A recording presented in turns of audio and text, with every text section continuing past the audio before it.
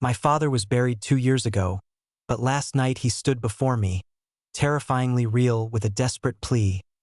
Whatever you do, do not put on the anniversary dress from your husband. The dream started, as it always did, in my childhood garden.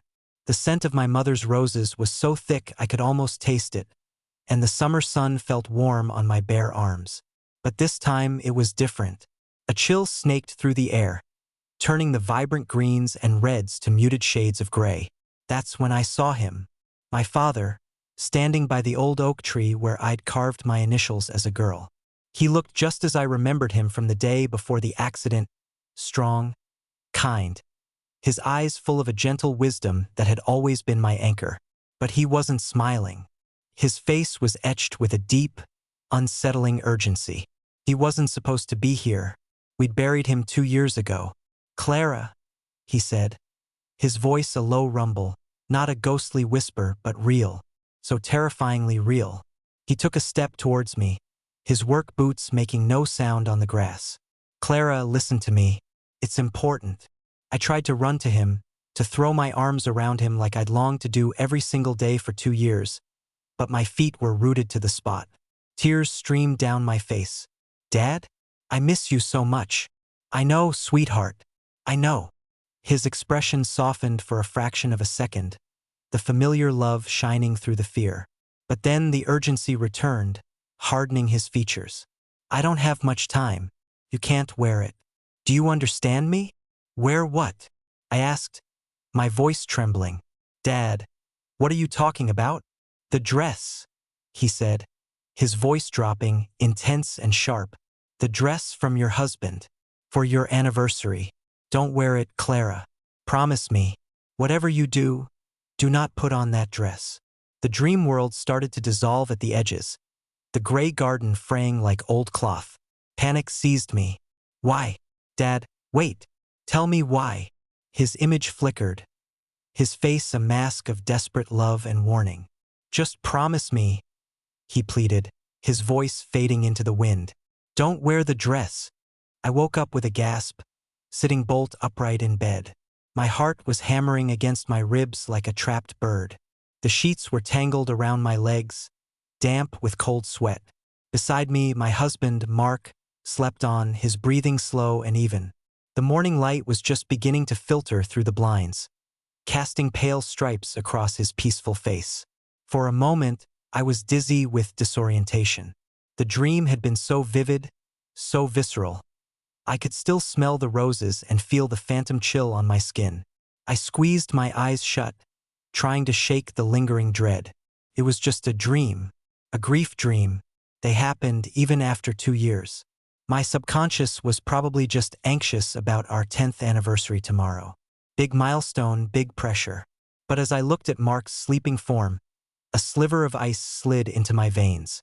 My father had been a rock. A practical, no-nonsense man who dealt in facts and figures, not omens and premonitions. He never, not once in his life, had been dramatic. For him to appear so terrified, so insistent, it felt like more than just a dream, felt like a message.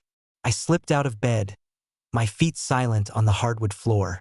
My gaze was drawn to the corner of the room, to the long garment bag hanging from the back of the door. Inside was the dress. Mark had given it to me last week, an early anniversary present. He'd made a whole show of it, telling me he'd had it specially ordered, that it was one of a kind, just for me. He'd even made me promise not to even try it on until our anniversary dinner tomorrow night. I want to see your reaction when you're all dolled up, the first time, he'd said, kissing me. At the time, I'd found it hopelessly romantic. Now, his words echoed in my head with a sinister undertone. My hand trembled as I reached for the zipper on the bag. Slowly, I pulled it down. The material inside shimmered, even in the dim light. It was an emerald green silk that felt like water beneath my fingertips. A stunning, floor-length gown with a classic cut that I knew would fit me like a glove. It was the most beautiful dress I had ever owned. It was perfect, and according to the ghost of my father, it was dangerous. I stood there for a long time, just staring at it, my mind at war with itself. It's a piece of fabric, Clara. Get a grip. Your loving husband of 10 years bought you a beautiful gift. But my father's terrified face was burned into my memory. Don't wear the dress dash. Why? What could possibly be wrong with a dress? Was it poisoned? Cursed? The rational part of my brain screamed that I was being ridiculous, that grief was making me paranoid. But the part of me that was my father's daughter, the part that trusted his instincts above all else, couldn't let it go. I took the dress off the hanger, the silk cool and heavy in my hands. I had to know. I ran my hands over the bodice, down the long, flowing skirt, searching for what? I didn't know. A tear? A stain? Something to justify the bone-deep terror the dream had instilled in me. I checked the label, a high-end designer I'd never heard of. Nothing seemed out of place. It was just a dress. A beautiful, expensive, perfect dress. I was about to hang it back up, to dismiss the whole thing as a nightmare, when my fingers brushed against the hem. Deep inside the seam, almost perfectly hidden in the thick fold of the fabric, I felt it. A small, hard lump. It wasn't a button or a stray bead. It was something tucked inside the lining itself, something that had been deliberately sewn in. My breath caught in my throat. My hands began to shake violently as I fumbled for the small sewing kit in my nightstand. With the tiny seam ripper, I carefully picked at the stitches, my heart pounding in my ears. After a few agonizing seconds, the thread gave way, creating a small opening. I reached inside with 2 fingers and pulled out the object. It was a tiny, tightly folded piece of paper, old and brittle to the touch. It wasn't a price tag or a care instruction label. This was something else. With trembling hands, I carefully unfolded it. The script was delicate, unfamiliar, written in faded ink. There were only 2 things on it: a woman's name and the date of my father's funeral. The paper felt ancient, a fragile relic from a time I didn't understand. Amelia Rosewood, that was the name. And the date, October 14th, 2 years ago. The day we stood in the pouring rain and lowered my father's coffin into the ground. The day my world ended for the first time. The air in the room suddenly felt thin, unbreathable. I looked from the cryptic note to my husband's sleeping face, a placid mask of innocence. A man I had loved for a decade, shared a bed with, built a life with. My mind screamed, coincidence dash. It had to be. ASIC, twisted, impossible coïncidence. But the cold dread coiling in my gut knew better. This was a breadcrumb deliberately left, deliberately hidden. And my father had crossed the veil between life and death to warn me about it. My hands were shaking so badly I almost dropped the note. I had to hide it. I had to put everything back. I couldn't let Mark know I'd found anything. I didn't know why, but a primal instinct for self-preservation took over. I carefully folded the paper back into its tight square and slipped it into the pocket of my robe. Then, with the meticulous care of a bomb disposal expert, I used the needle and thread from my sewing kit to close the seam in the dress hem. My stitches were clumsy and uneven, not the perfect, invisible work of a professional, but in the dim light, I prayed they would go unnoticed. I hung the beautiful, terrible dress back in its garment bag, zipping it up with a final, decisive rasp. The emerald silk was no longer a thing of beauty. It was a shroud.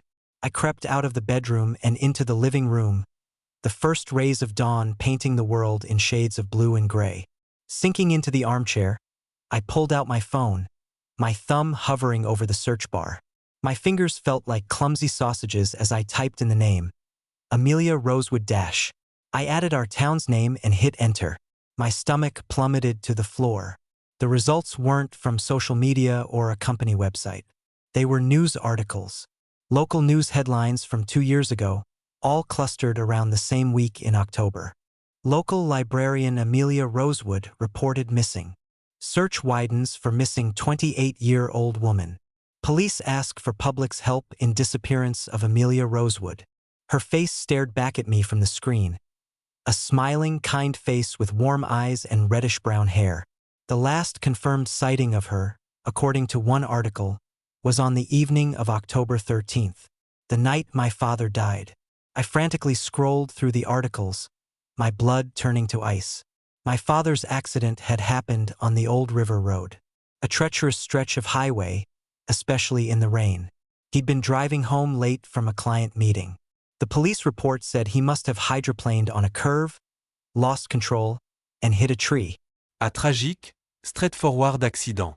But Amelia Rosewood's car had been found abandoned just 2 miles from that same crash site on the same night. The police had considered the two events were possibly linked, but with no evidence of foul play in my father's crash and no trace of Amelia, the trail had gone cold.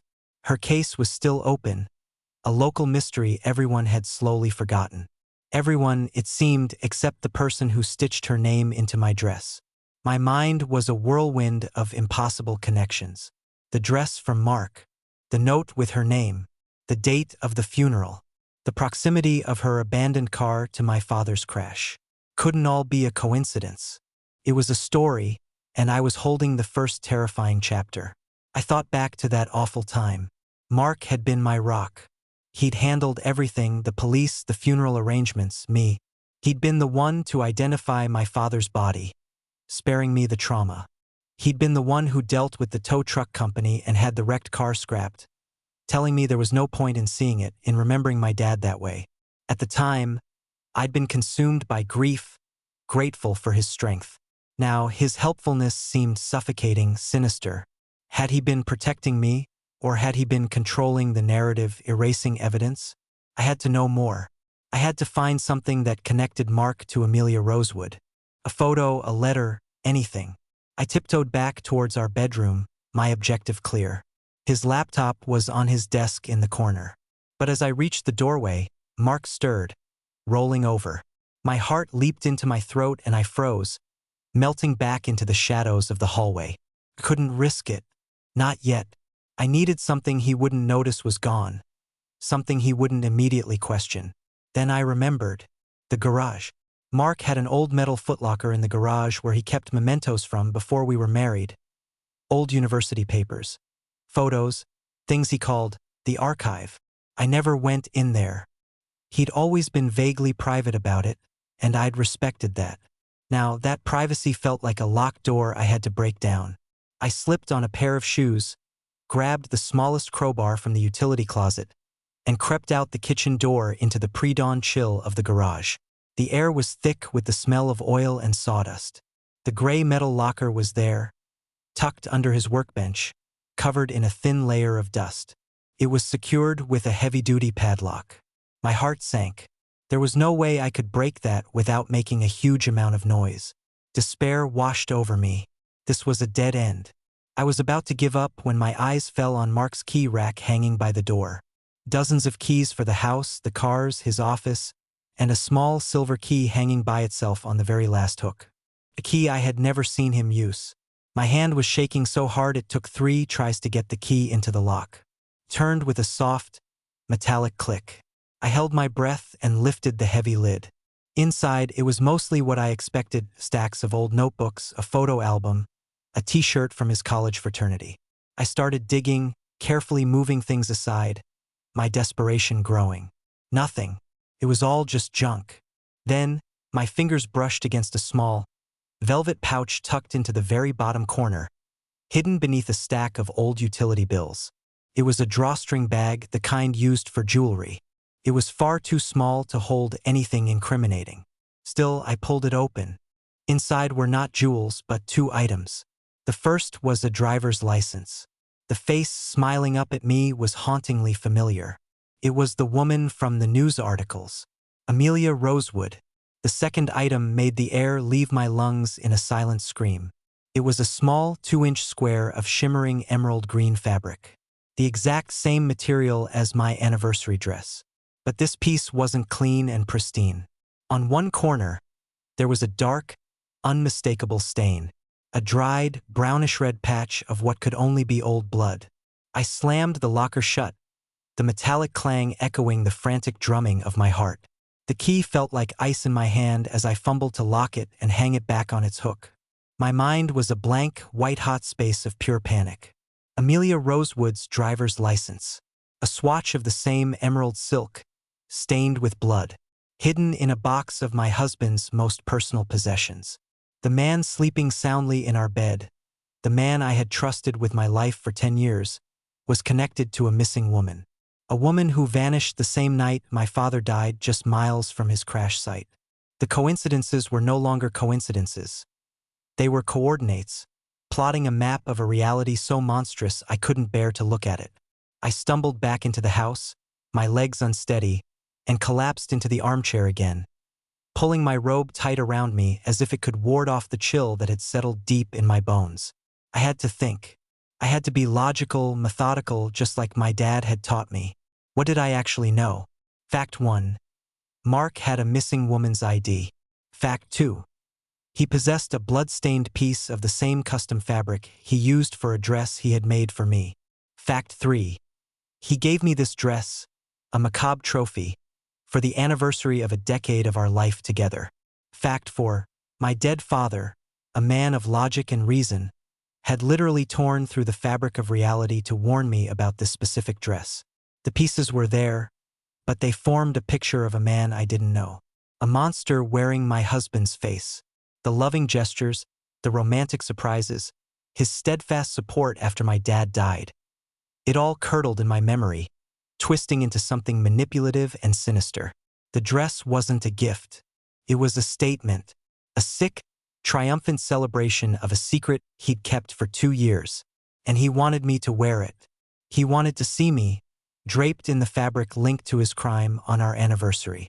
The sheer audacity, the psychopathic level of cruelty, was breathtaking. A floorboard creaked upstairs. Mark was awake. I shoved the terror down, schooling my features into a mask of neutrality. Couldn't let him see. I couldn't let him know that I knew anything. My life, I now realized with sickening certainty, depended on my ability to act normal. "Morning, babe," he called out from the top of the stairs. His voice, once a comfort, now sent a jolt of fear through me. "Morning," I called back, my own voice surprisingly steady. I got up and moved into the kitchen, my hands automatically going through the motions of making coffee. The familiar ritual was grounding, a tiny island of normalcy in a sea of terror. He came downstairs, shirtless in his pajama bottoms, and wrapped his arms around me from behind, kissing my neck. I flinched, my whole body going rigid. "Everything okay?" he asked, his voice laced with concern. "You seem tense." "Just a bad dream," I lied, forcing a weak smile as I turned to face him. I searched his eyes for any flicker of the monster I now knew was lurking beneath, but all I saw was the same warm, loving gaze he'd always had. He was a better actor than I was. "About Dad. They get worse around this time of year." He nodded sympathetically, his expression softening. "I know." I'm sorry, Claire. "Listen, why don't you take it easy today? I can handle everything. Just relax and get ready for tonight. I want it to be perfect. Perfect dash." The word hung in the air between us, heavy and poisoned. He wanted a perfect anniversary. He wanted me in his perfect dress. I had to get out of it. I couldn't wear that dress. My father's warning wasn't just a suggestion. It was a command from beyond the grave, and I now understood it was a command for my survival. "Actually, Mark," I began, my mind racing for a plausible excuse. "I was thinking, could we maybe do something more low-key tonight? I'm just not feeling up to a big fancy dinner. We could just order in, watch a movie." His smile tightened almost imperceptibly at the edges. "But I made reservations weeks ago." Hâte le ciel. "And what about your dress? I was so excited to see you in it." "I know, and it's beautiful. Truly. But I have a really bad headache. The dream just threw me off. I wouldn't be good company. We can reschedule the fancy dinner for next weekend." I tried to sound apologetic, fragile. He was silent for a long moment, studying my face. I held my breath, praying he would buy it. "All right," he finally said, his voice smooth as silk, but his eyes held a flicker of something cold. Disappointment? Annoyance? Or something else? "If you're not feeling up to it, you're not feeling up to it. Your comfort is the most important thing. We'll just order pizza." He leaned in and kissed my forehead. "I'll go cancel the reservation." As he walked into the other room with his phone, I let out a shaky breath I didn't realize I'd been holding. It had worked. I'd avoided wearing the dress. But the relief was short-lived, replaced by a new, chilling thought. I had thwarted his plan. Whatever sick satisfaction he was meant to get from seeing me in that dress tonight, I had denied him. And a man like that, a man who hides bloody souvenirs in his lockbox, would not take that well. The day passed in a haze of forced smiles and feigned nonchalance. I pretended to read a book, but my eyes just scanned the same page over and over. He pretended to work, but I could feel his gaze on me, watchful and intense. The air in our home, once a sanctuary, was now thick with unspoken tension. Every creak of the floor, every ring of the phone, sent my nerves screaming. Later that evening, as we sat on the sofa with a pizza box between us, pretending this was a normal, cozy anniversary, my phone buzzed. It was a text from my best friend, Sarah. Happy anniversary. Hope Mark is spoiling you. Can't wait to see pics of the dress. A cold dread washed over me. Sarah knew about the dress. I'd gushed to her about it when Mark first gave it to me. I quickly typed back, thanks. Plans changed, staying in. We'll show you the dress another time. Mark glanced over from the TV. Who's that? Just Sarah, wishing us a happy anniversary, I said, trying to keep my voice light. He nodded, but his eyes narrowed slightly. He looked at me, then at the garment bag still hanging on our bedroom door, visible from the hallway. A strange, calculating look crossed his face. You know, he said, his voice casual, too casual. Even though we're staying in, you should still try it on. Just for me. I've been dying to see how it looks on you. His request was light, but his eyes were not. It wasn't a request. It was a command. My blood ran cold. The excuse I had built my safety on all day had just crumbled to dust.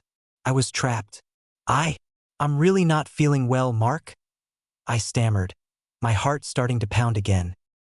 He set his pizza crust down and turned to face me fully, his charming smile gone, replaced by a flat, unreadable expression. Clara, it's our 10th anniversary. I had one-of-a-kind dress made for you. It would mean a lot to me. Just put it on for a few minutes. Please. The word please was a courtesy. His tone was not. There was no room for refusal. Backed into a corner, my mind scrambled for an out. Any out at all. I couldn't put that fabric on my skin. I couldn't let him have his victory. As I stood up, feigning compliance, my eyes darted around the room, landing on the ornate fireplace poker resting on its stand by the hearth. An idea, desperate and terrifying, began to form. Okay, I said, forcing a smile. Okay, you're right. Just for a few minutes. I turned and walked towards the bedroom, my body moving on autopilot. I could feel his eyes burning into my back with every step. I unzipped the bag and pulled out the emerald gown. The silk felt like ice against my skin. As I pretended to get ready to slip it over my head, I surreptitiously glanced back into the living room. Mark was watching me, a small, triumphant smile playing on his lips, and that's when I saw it. Tucked into the waistband of his jeans at the small of his back, almost completely hidden by his t-shirt, was the unmistakable handle of a knife. The world narrowed to a single terrifying point of focus. The black, grooved handle of the knife nestled against his spine. It wasn't a kitchen knife. It was something more tactical, more lethal. My breath hitched, a tiny, strangled sound that was mercifully drowned out by the action movie playing on the television. He wasn't just disappointed I didn't want to go out. He had come prepared for something. For what? For my refusal? Was this his plan B? The pizza and a movie weren't a concession. They were an ambush. He had me trapped in our home, a place that now felt like a cage, and he was armed. Every nerve ending in my body screamed, run, dash. But where could I go? He was between me and the front door. The back door was in the kitchen, too far. My mind raced, frantically searching for an escape route, a weapon, anything. The fireplace poker. It was my only chance. But I had to get to it. I held the dress up in front of me, using it as a shield for my expression. My face in the hallway mirror was a pale, terrified mask. Wow, I said, forcing a breathy, admiring tone into my voice. It really is gorgeous, Mark. The color. I let my voice trail off, pretending to be captivated by the shimmer of the silk. I had to play his game. I had to lull him just for a second. I told you, he said, his voice smug. He was still on the sofa, but he'd shifted his weight, leaning forward slightly, like a predator getting ready to pounce. It's perfect for you. Now put it on. I will, I said, turning my back to him and walking deeper into the bedroom, towards the ensuite bathroom. I just want to freshen up my makeup a little. I feel like a mess. I want to look my best for you, even if we're just at home. I didn't dare look back to see if he believed me. I just kept walking, my steps measured and calm, a stark contrast to the frantic storm raging inside me. I closed the bathroom door, not all the way, leaving it cracked just enough so I could see a sliver of the living room in the vanity mirror's reflection. My hands, slick with sweat, fumbled to turn on the faucet. The sound of running water would cover any noise I made. I saw his reflection in the mirror. He was still watching the doorway, waiting, patient. I had seconds. My eyes darted around the bathroom, looking for a weapon. Hairspray? A heavy bottle of lotion? Nothing that would stop a man with a knife. It had to be the poker. My plan was insane, a desperate gamble. I took a deep breath, braced myself, and screamed. It was a raw, blood-curdling sound of pure terror, a sound that came from the deepest, most primal part of myself. I followed it immediately by slamming the heavy glass perfume bottle from the counter onto the tiled floor. It shattered with an explosive crash. Clara! Mark's voice was sharp, alarmed. In the mirror, I saw him jump to his feet. A spider! A huge one! I shrieked, my voice trembling with a very real adrenaline-fueled hysteria. Mark, get it now. It was a ridiculous, flimsy excuse, but it was the only thing I could think of. Spiders were my one irrational fear, something Mark had always teased me about. He knew I would react this way. I saw his reflection hesitate for a moment, his face a mask of confusion and annoyance. His plan for a slow, seductive prelude was being ruined by an arachnid. For a precious second, he was off balance. That was all I needed. As he took his first step towards the bathroom, I burst out of the door, not towards him, but away, sprinting into the living room. I didn't stop to see his reaction. I just ran, my bare feet slapping against the hardwood floor. I rounded the sofa and snatched the heavy, iron fireplace poker from its stand. It was heavier than I expected. The cold, solid weight a small comfort in my trembling hands. What the hell are you doing? He snarled from behind me. The confusion was gone, replaced by pure rage. The mask had dropped. The monster was out. I whirled around to face him, brandishing the poker in front of me with both hands. We stood on opposite sides of the coffee table, a flimsy wooden barrier in a suddenly deadly arena. His eyes were cold, flat, devoid of any of the love I thought I'd known. He looked at the poker in my hands, then at my face, and a slow, cruel smile spread across his lips. He wasn't scared. He was amused. A spider, Clara? Really? He said, his voice a low, mocking drawl. He slowly started to circle the coffee table, and I moved with him, keeping the table between us. You were always a terrible liar. Stay away from me, I said, my voice shaking but firm. The poker felt clumsy, an extension of my own terror. Or what? You'll hit me with that. He chuckled, a dry, humorless sound. Put it down. We both know you don't have it in you. He took a step closer, and his hand moved towards the small of his back. I, on the other hand, Amelia Rosewood, I blurted out, the name a desperate shield. He froze. Every ounce of amusement, of predatory confidence, vanished from his face, replaced by a stark, chilling stillness. The silence that followed was absolute, broken only by the tinny sound of explosions from the forgotten movie on the TV. He stared at me, his eyes boring into mine, and in their depths, I saw not just rage, but a flicker of something else. Shock? He hadn't expected me to know. How do you know that name? He whispered, his voice dangerously soft. "I know everything, Mark," I lied, my voice gaining a strength I didn't know I possessed. "I know what you did. I know about the dress. I know she disappeared the same night my father died." His face contorted, a storm of emotions passing over it. For a split second, I thought I saw a flash of grief, of pain. But it was gone as quickly as it came, replaced by a cold, hard resolve. "You don't know anything," he said, his voice dropping to a near growl. He started moving again, faster this time. "Your father was a meddling old fool who stuck his nose where it didn't belong. He got what he deserved." The words hit me like a physical blow, stealing the air from my lungs. My father's death, it wasn't an accident.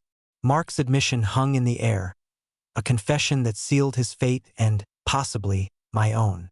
The grief and rage that boiled up inside me were so potent they eclipsed my fear. "What did you do?" I screamed, my knuckles white on the iron poker. "What did you do to him?" Mark smiled that same awful smile again. It didn't reach his eyes.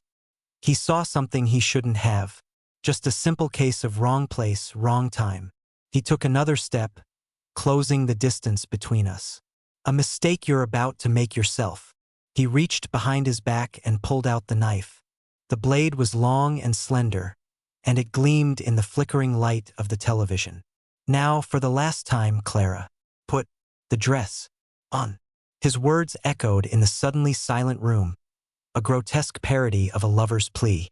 Put the dress on. He didn't just want to kill me, he wanted to complete his ritual. He wanted me dressed as a ghost, a stand-in for his first victim, a final, twisted act of dominance. And he had just confessed to murdering my father. The man who taught me how to ride a bike, who held me when my heart was broken, who appeared in my dreams to save my life. Mark had taken him from me.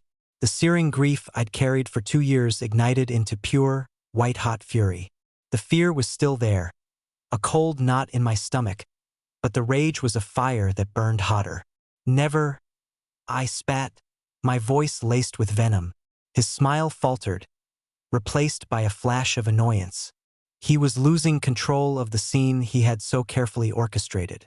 "Fine," he sighed, as if I were a petulant child refusing to eat her vegetables. "We'll do this the hard way." He lunged, not over the coffee table but around it. He was faster than I anticipated, his movements fluid and practiced. I swung the heavy poker, a wild, clumsy arc born of desperation. He dodged it easily, the iron bar striking the wall with a loud thud that sent plaster dust raining down. The force of the swing threw me off balance, and in that split second he was on me. He grabbed my wrist, the one holding the poker, and twisted. Pain, sharp and blinding, shot up my arm.